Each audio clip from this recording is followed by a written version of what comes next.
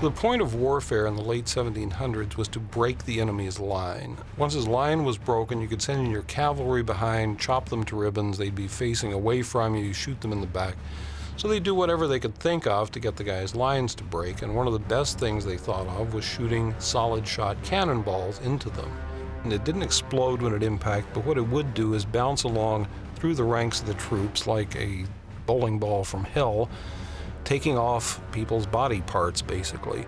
This is kind of a graphic shot, but it's actually historically very accurate. The diaries of that period were just filled with stories of people looking over and, oops, oh my God, their buddy's head's gone off. Technically, it's a fairly straightforward piece of work. We started out with a plate with a few soldiers, a couple of explosions planted down on the ground to give the illusion of where the cannonball would be bouncing. We multiplied the soldiers about 1,000, 2,000 into the shot itself and added an animated cannonball making the bounce forward to us. The troops were extended by cutting and pasting from other takes so that they kind of go across the front edge. It's a fairly simple model, but getting the animation right is a little bit tricky, and it took us 2 or 3 tries, which, as you're seeing here, to find exactly the right timing for the thing bouncing forward. First shot was a little fast. We go for a second one where there's a little bit more time to see the cannonball actually coming toward you and hitting. So when the cannonball would come in, it would basically take off whatever it hit. Obviously, we didn't take a person's head off. We've got a stuntman here who is miming as best he can being pulled off his feet by his head being hit by a cannon. Doing a very good job. It's all, there's no rig or anything catching him, so he's just basically miming it. And then we took the particular plate, and Connie Fauser, our computer graphics supervisor, our composite supervisor, essentially painted his head out, having to paint in the people behind him, and then add a splat of blood, both from where he gets hit and also hitting on the people next to him. The Battle of Camden was the first big set-piece battle in the film itself. We originally filmed it by actually staging the battle out the window here and covering it with about 40 different cameras. What we found out, though, is that what works for 30 small cameras doesn't work for the large overview, the bird's eye view of the thing, which is what we were doing. So we finally wound up essentially having to get rid of the whole battle that was being seen out the window and replace it entirely with computer graphic soldiers and explosions that we cut from other takes.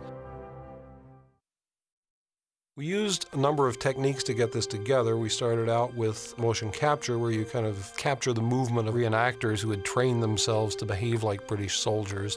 Model a generic soldier on top of it, throw in the texture that you need to make him look like he's actually being costumed. Each of the soldiers had his own individualized clothing going on. The Smithsonian was very good about giving us information on that, just to tell us, exactly what they would wear and how they would be placed. We'd always planned on using computer graphic soldiers for this, although it hadn't really been done before this movie. The real key to believability in this is the choreography and the movement. Even though they're working in a very regimented kind of a situation, it's very important that they each have an individual movement itself. So our people at Centropolis wrote a program that lets you permutate the movements of your reenactor, spread them out over a group of as many as 3,000 individual people. So we have variations, individual variations on each one of the movements. Each height of the soldier is slightly different. We wound up completely recreating this entire battle. 3,000 soldiers, no waiting. Although we shot the Patriot on the historic locations, in this case Charlestown, South Carolina, we had to do very, very serious reconstruction because there really isn't very much left from the 1700s. Very few buildings that would actually work for us, and of course, no harbor for a sailing ship off to the left-hand side. We dressed the foreground street with peat moss, essentially, and filled it up as best we could with extras. But everything off there, 10 feet away from the camera, is no longer in period.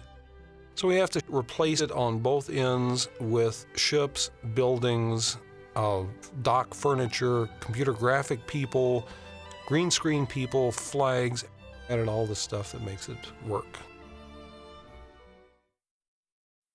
We had to essentially extend both ends of the practical street that's still there now.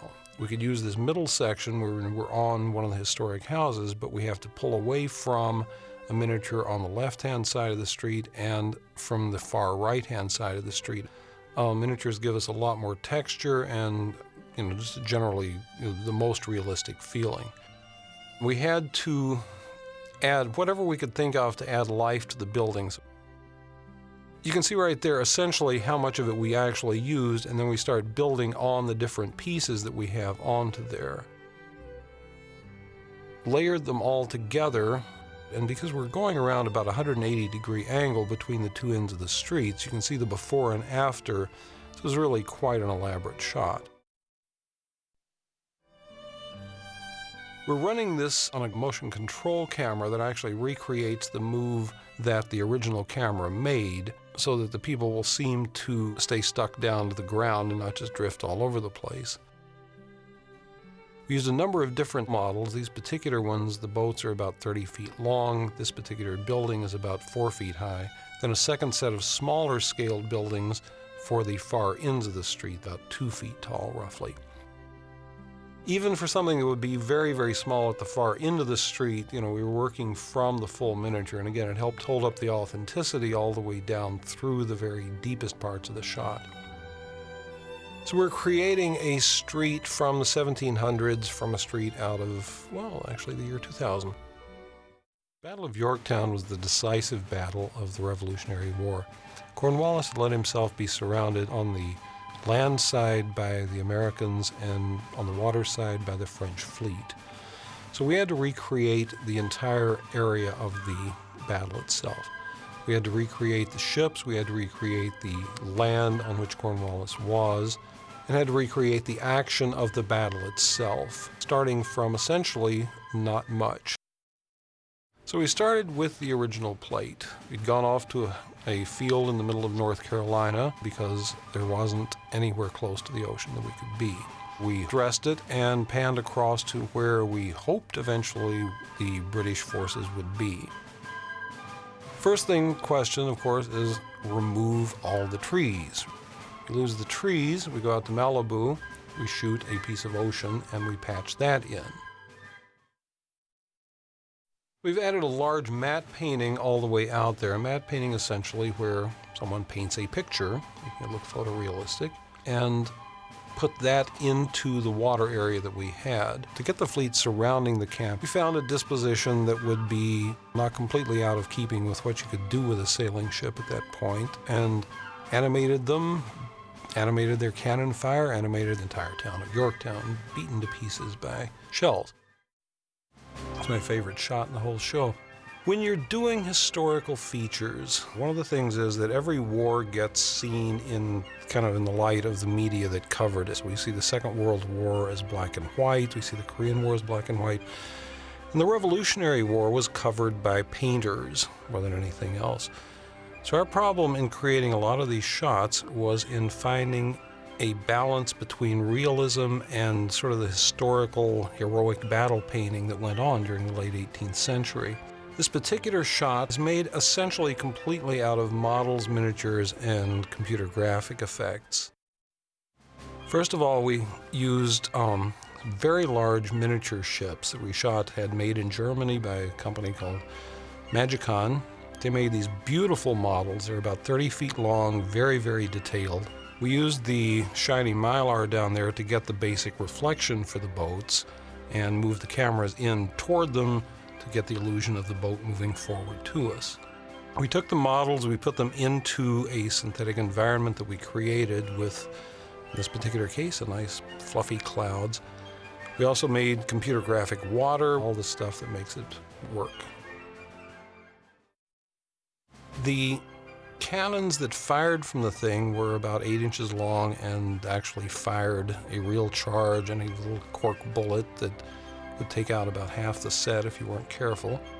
Off to the left-hand side, you can't see it, we have a board to catch them, which wound up being chopped to pieces. These things actually do fire something that's a little bit dangerous.